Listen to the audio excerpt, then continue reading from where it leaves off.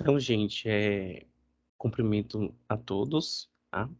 Aqui a gente vai dar, eu sou o professor Rodrigo Pestana, né? Então a gente vai dar continuidade ao nosso curso de biofísica, tá? A aula de hoje é sobre biofísica da contração muscular.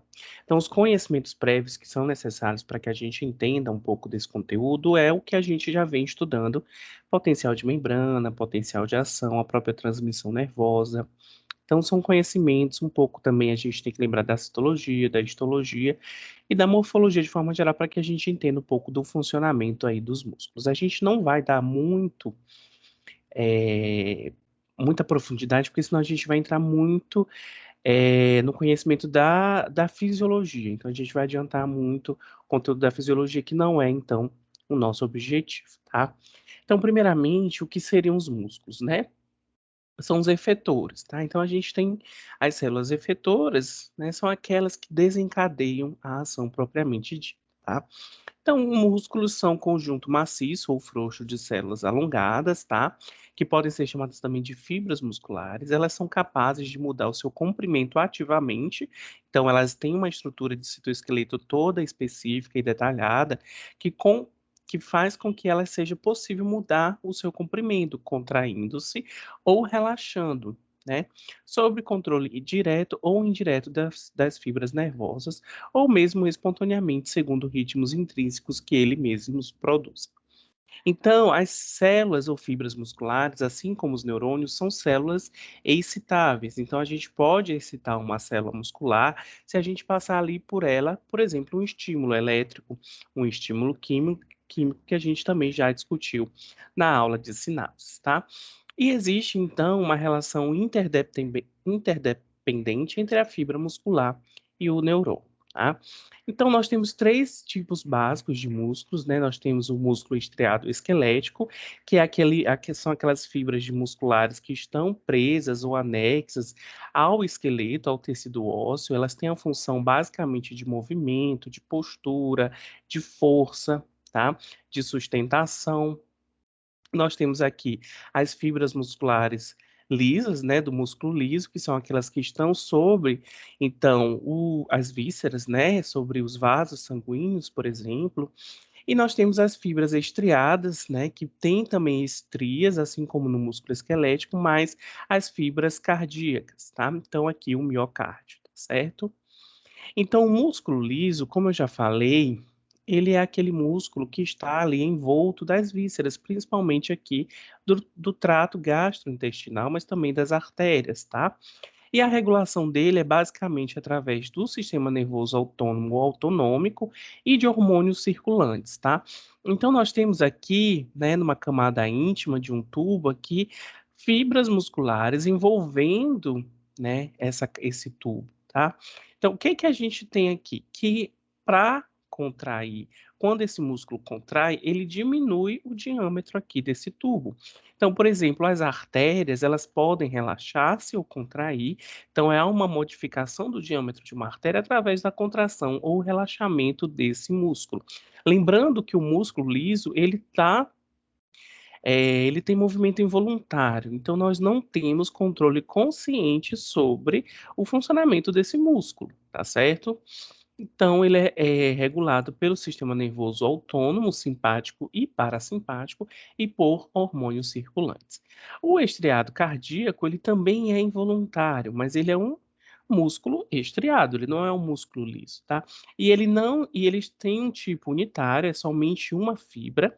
Essas fibras, elas são alongadas, tá? E tem aqui o que a gente chama de discos intercalares. Esses discos intercalares entre uma fibra e outra é onde estão localizadas as junções comunicantes do tipo gap, que nós estudamos nas sinapses elétricas. Então, a gente já pode adiantar que na fibra muscular cardíaca acontece sinapses elétricas entre uma fibra e outro.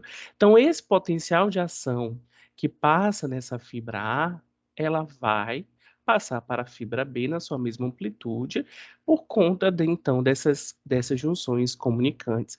Então, essa sinapse aqui é uma sinapse do tipo elétrico, tá? É um músculo que se contrai ritmicamente, então tem um ritmo de contração, e isso a gente verifica na prática, né? Então, a gente pode fazer o exame de eletrocardiograma, que vai dá ali o registro dos potenciais de ação e dos movimentos, então, do contração, né? Então, a gente tem, por exemplo, a sístole, a diástole. Então, a gente consegue determinar o ritmo, e esse ritmo de contração é determinado justamente pelas contrações ritmadas dessas fibras, tá? O sistema nervoso autônomo, ele modula a ação da contração do coração, acelerando ou diminuindo o seu ritmo, ou seja, acelerando ou diminuindo a frequência cardíaca. Mas o coração, ele não é dependente exclusivamente para se contrair do sistema nervoso autônomo, como acontece na fibra, no tecido muscular liso e no tecido muscular esquelético, que tem aí inervação não do sistema nervoso autônomo, mas do sistema nervoso motor, né, do sistema nervoso eferente motor, certo? Então, aqui o sistema nervoso autônomo, né, simpático e parasimpático, ele vai ter a função basicamente de acelerar ou de diminuir a frequência cardíaca, tá? Então, qualquer que seja o tipo de fibra cardíaca, nós temos a composição dessas fibras basicamente por miofibrilas. Miofibrilas são filamentos de proteínas, tá? Então, é por isso que dá esse aspecto de estrias, tá certo? Então, a gente tem as miofibrilas e nós temos dois tipos de filamentos. Nós temos os filamentos grossos e os filamentos delgados. Os filamentos grossos são compostos por miosina. Então, a gente, né, o próprio nome aqui já diz mio, tá? Vem de músculo, tá? Então, a miosina aqui compondo um filamento grosso. Então, aqui a gente tem um filamento grosso de miosina, tá? A gente tem aqui, ela é ligada, né, pela titina, que é uma outra proteína do citoesqueleto, né, uma outra proteína estrutural dessa célula. Então, aqui a gente tem um filamento grosso.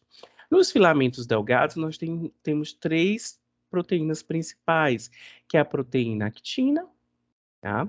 A proteína troponina e a tropomiosina. E a troponina, nós temos ainda três subtipos: troponina C, troponina T e troponina I.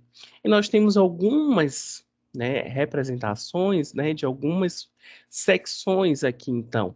Nós temos o sarcômero, que é justamente essa parte compreendida aqui por essa parte em que há o deslocamento.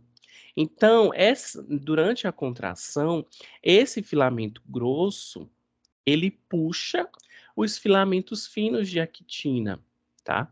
Então, há um deslocamento, então há um trabalho, né? Uma energia na forma de trabalho, tá? Então, o sarcômero é onde tem, então, aqui a mudança, o deslocamento, então, desse músculo. Por isso aqui que ele é chamado de sarcômero. O sarcômero, então, ele é essa região compreendida entre as duas linhas Z, tá? Então, aqui a gente tem o sarcômero, nós temos aqui os filamentos, cada secção do filamento a gente tem as miofibrilas, tá? Então, a molécula de actina aqui é demonstrado, o filamento de miosina. O filamento de miosina, ele tem, né, dois subdivisões, que é a meromiosina do tipo leve e a meromiosina do tipo pesada. Essa tipo pesada, caso vocês tenham aqui, né, consigam observar essa diferença, ela tem uma cabeça, que a gente chama cabeça da miosina. Essa cabeça da miosina, ela tem um papel primordial, principal, central na contração do músculo, tá certo? Por quê? A gente vai estudar nos próximos slides, tá bom? Mas primeiro a gente precisa saber um pouco da junção neuromuscular que a gente já até comentou nas aulas passadas. Então, o que é junção neuromuscular? É o local da sinapse entre um neurônio e uma fibra muscular, basicamente. É uma sinapse excitatória, tá? O neurotransmissor relacionado aqui, responsável por isso, é a acetilcolina. Então, a gente viu que a acetilcolina ela é um receptor do tipo central, também, a nível central, sistema nervoso central, e a nível de sistema nervoso periférico. No sistema nervoso periférico, a acetilcolina, ela é um neurotransmissor de todas as fibras do sistema nervoso autônomo, de todas as fibras nervosas pré-ganglionares, tá? Nos pós-ganglionares, ela é somente no parasimpático. enquanto no simpático nós temos, então, a noradrenalina, tá? Mas isso aqui não é o objetivo da nossa aula. E os receptores, né? A gente estudou esse receptor nicotínico nas aulas de receptores, tá?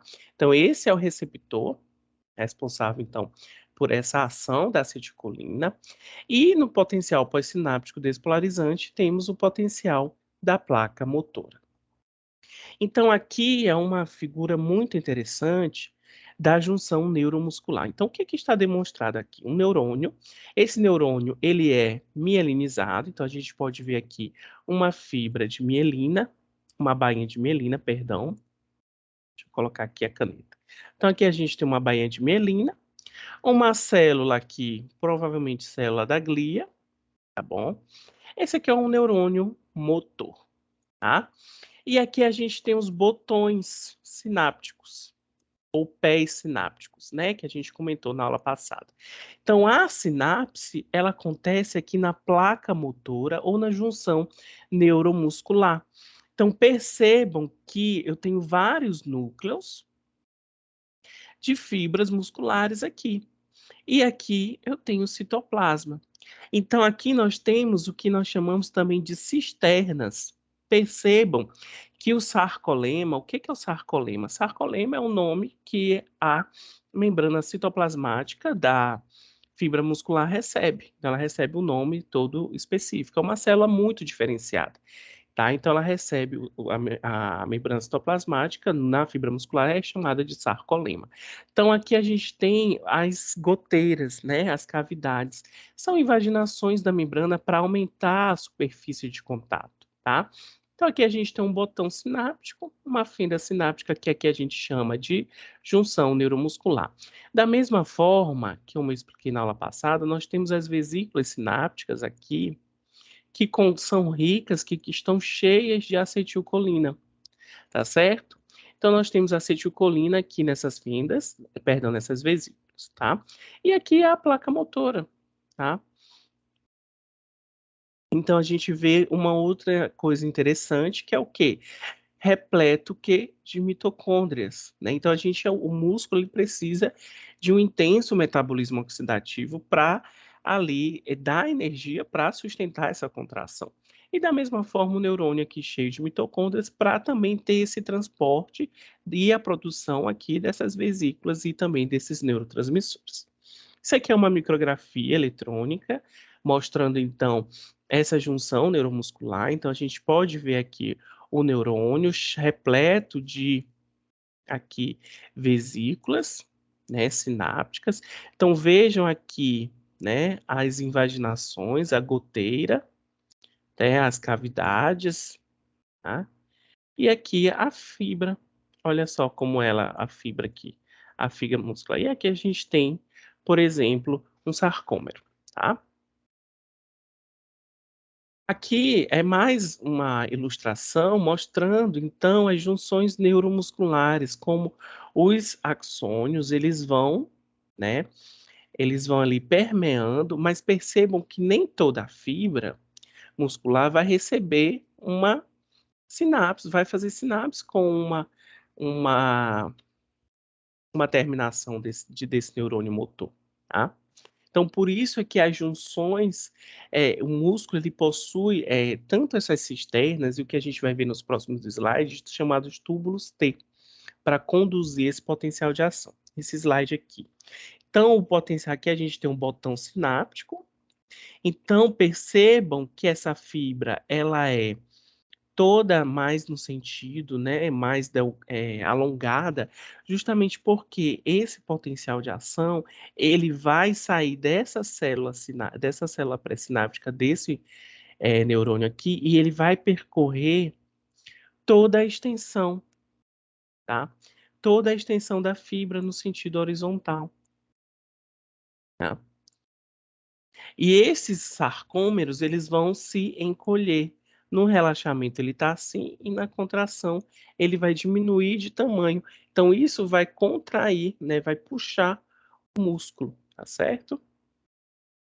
Então, aqui é um mecanismo da transmissão colinética. A gente já viu que o receptor nicotínico ele tem 5 subunidades, 2 subunidades alfa, das quais o sítio de ligação para a acetilcolina. Então, eu preciso de 2 moléculas de acetilcolina para que esse receptor aqui se abra. Então, essa transmissão colinética ela é do tipo Q, ionotrópica, né? Uma sinapse, um canal, uma sinapse ionotrópica. Então, o que que acontece? Aqui nós temos uma bomba de prótons produzindo aqui, formando a acetilcolina, né? E depois armazenando essa acetilcolina aqui, jogando essa acetilcolina para dentro da vesícula, trocando ela com um íon hidrogênio, tá? Então aqui é um transporte do tipo antiporte, tá certo? E armazena-se então essa acetilcolina. Quando esse potencial de ação chega ao final, nesse botão, né, nesse terminal axônico, essa acetilcolina é liberada, então na junção neuromuscular. E aí, uma vez liberada, ela vai se ligar aos seus receptores, tá? São seus receptores nicotínicos, tá bom? E aqui é um esquema muito interessante do potencial de ação. Então, esse potencial de ação, ele vai ser um potencial de ação que vai ser transmitido de uma célula pré-sináptica, que é o neurônio motor, e ele vai se propagar por toda a fibra através dos túbulos T, tá? Então, aqui através dos túbulos T de fibras adjacentes. Então, aqui a gente tem duas coisas que podem estar acontecendo: uma sinapse do tipo química, e depois, no coração, nós vamos ver a sinapse do tipo elétrica, entre uma fibra e outra, tá? Então, o potencial, como eu falei, o neurônio, ele não vai inervar todas as fibras, todas as células musculares. Ele vai inervar só essa parte aqui da placa motora. Só que esse potencial de ação, ele vai alcançar toda a fibra muscular, porque ele vai percorrer aqui as fibras através do túbulo T. Os túbulos T são, então, esse canal é um tubo mesmo formado, então, pela distância ali de dois sarcolemas, né? De duas células, então. E, paralelamente a isso, nós temos o retículo sarcoplasmático. O que é o retículo sarcoplasmático? O retículo sarcoplasmático é o retículo endoplasmático da célula muscular. E ele é especializado no armazenamento do cálcio, tá? Que a gente vai ver a função do cálcio, então, mais à frente, tá? Então, qual que é o mecanismo geral da contração muscular? Primeiramente, os potenciais de ação cursam pelo nervo motor até suas terminações nas fibras musculares. Em cada terminação, o nervo secreta pequena quantidade da substância acetilcolina do neurotransmissor. Ela age na área local da membrana da fibra muscular para abrir múltiplos canais de cátion, que são aqui no caso de sódio, né, não? São canais de sódio, são receptores nicotínicos, tá? O influxo de sódio despolariza a fibra muscular, então aqui a gente tem uma sinapse química. Esse potencial de ação, ele vai ser propagado por toda a extensão da fibra muscular, semelhante ao que ocorre na fibra nervosa. Então, as mesmas regras, né? Atingir o potencial de limiar, gerou potencial de ação, uma vez gerado o potencial de ação, ele vai ser propagado na mesma amplitude durante percorrendo toda a extensão da membrana do sarcolema, no caso aqui da membrana citoplasmática da fibra muscular, tá? Mas o que que acontece? Esse potencial de ação, ele vai induzir a liberação de cálcio do retículo sarcoplasmático, porque nós temos um canal de cálcio que ele é ligado, que ele é dependente de ligante, tá? E ele vai tirar esse retículo sarcoplasmático, vai liberar esse cálcio, tá? O cálcio, ele vai, né, ativar as forças atrativas entre os filamentos de miosina e de actina, fazendo com que deslize um para o outro, que é chamado o processo contrátil. Esse processo contrátil recebe o nome de é, movimento da catraca, tá? Após uma fração de segundos, e os carros são bombeados de volta para o retículo sarcoplasmático. Por quê? Por que que a célula armazena esse cálcio nesse retículo? Porque o cálcio ele tem uma potência de 2+, ele é uma carga positiva. Você não pode deixar cargas positivas dispostas, disponíveis, ali livres no citoplasma, porque isso altera o potencial de membrana. Lembrando que o potencial de membrana de repouso da fibra muscular é negativo, como em todas as células, e o cálcio é positivo. Então, o que que a célula faz? Ela precisa do cálcio, mas ela deixa armazenada no retículo endoplasmático. Assim, ele não fica livre, tá? Quando ela precisar, ela libera e depois ele retorna para o retículo sarcoplasmático. Então, aqui é o que a gente chama de mecanismo ir para adiante ou teoria da catraca da contração. Lembrem que eu falei lá da cabeça de miosina. Então, essa cabeça de miosina, ela se liga com os locais ativos nos filamentos de actina.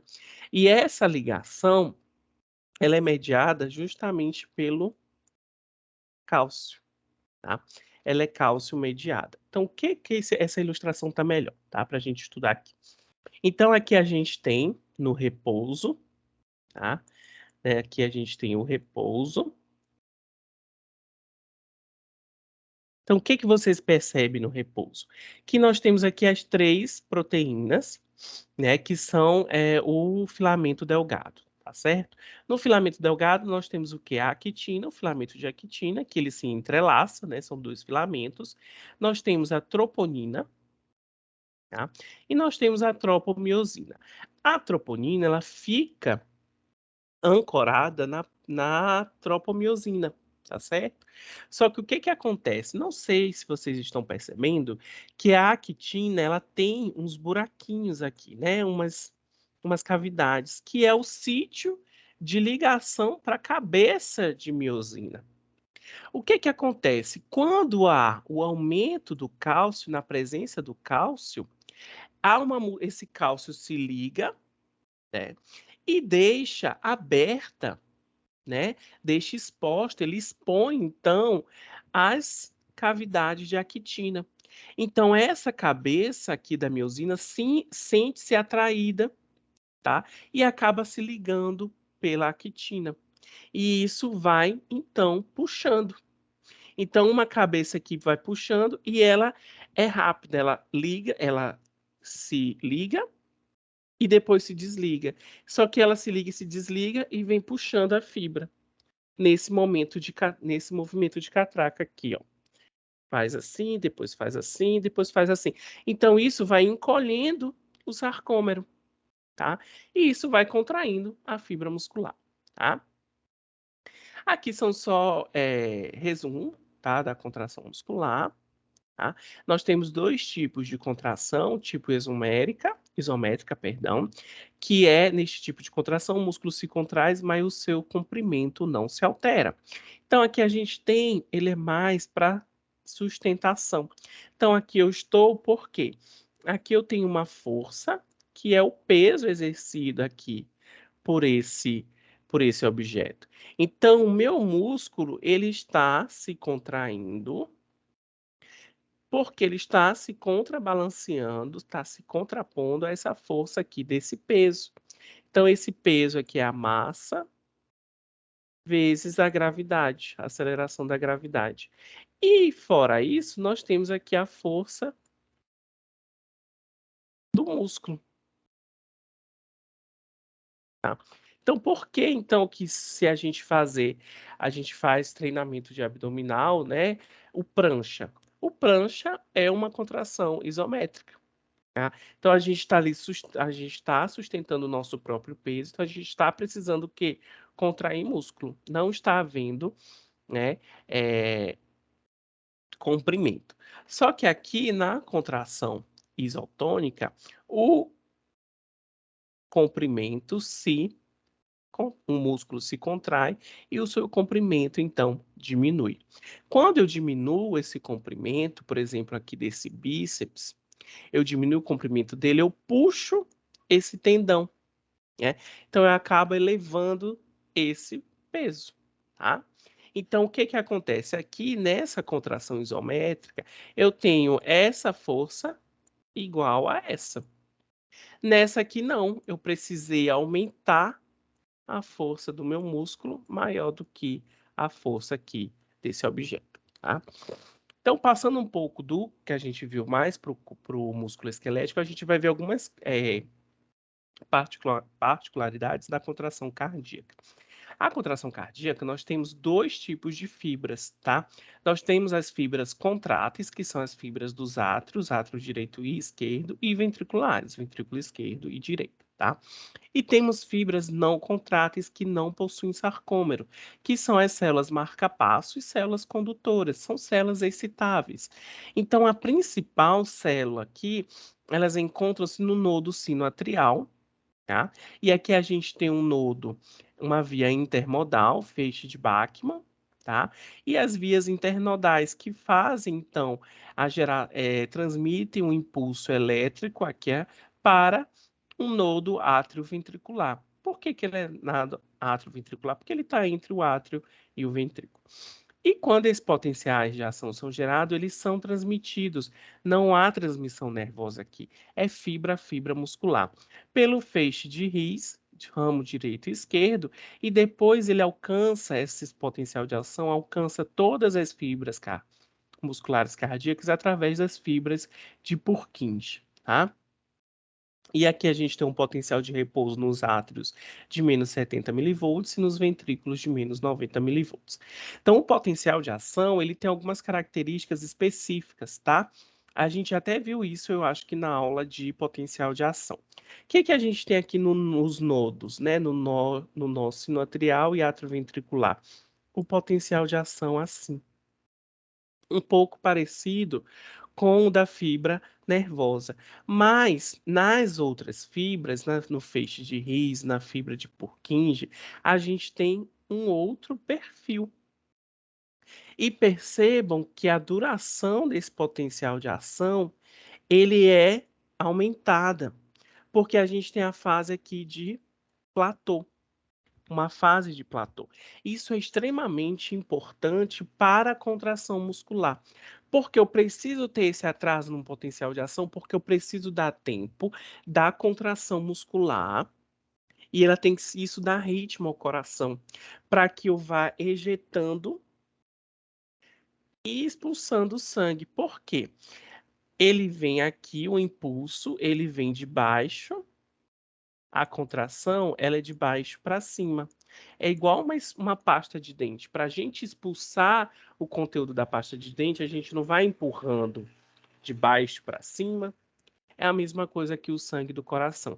Então, eu preciso que primeiro essas fibras se contraiam, depois essas, depois essas, depois essas, depois essas, para que aqui saia pela aorta, tá? Então, o que que acontece? Eu tenho que ter esse atraso aqui. E a gente estudou, né, isso na aula passada, tá? Então, aqui é a fase, né, do o potencial de ação numa fibra contrátil, então, no átrio e no ventrículo. Então, aqui a gente tem a fase de despolarização, que coincide com o aumento acentuado, o que da condutância do sódio. A mesma coisa, o sódio entrando despolariza a célula. Nesse platô, que é essa fase aqui de 1 a 2, o que que a gente tem? O aumento da condutância de cálcio. Então, percebam que o sódio, ele aumenta rapidamente, é um canal rápido, né? Então, rapidamente ele também se fecha. Então, a célula se despolariza. Só que eu preciso continuar com ela despolarizada, tá?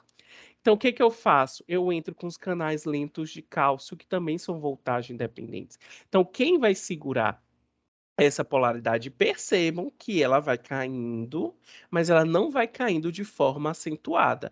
Por quê? Está segurando aqui o cálcio. Tá? Então, o aumento do cálcio, da condutância do cálcio, ela acontece um pouquinho depois e ela é segurada um pouquinho também. Ela tem uma duração mais do que os canais, do que a condutância de sódio. E na fase de despolarização mesmo, propriamente dita, a gente tem um aumento da condutância de potássio, tá?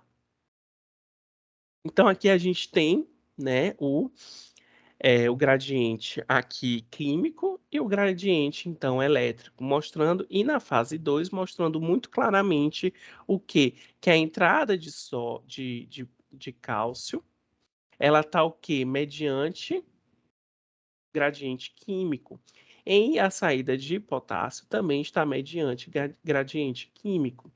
Já na fase 3 e na fase 4, onde a gente tem a despolarização e a repolarização, né, e a hiperpolarização, dependendo, né, porque aqui a gente até voltou a menos do que do potencial original, a gente tem somente o gradiente elétrico, né? Então,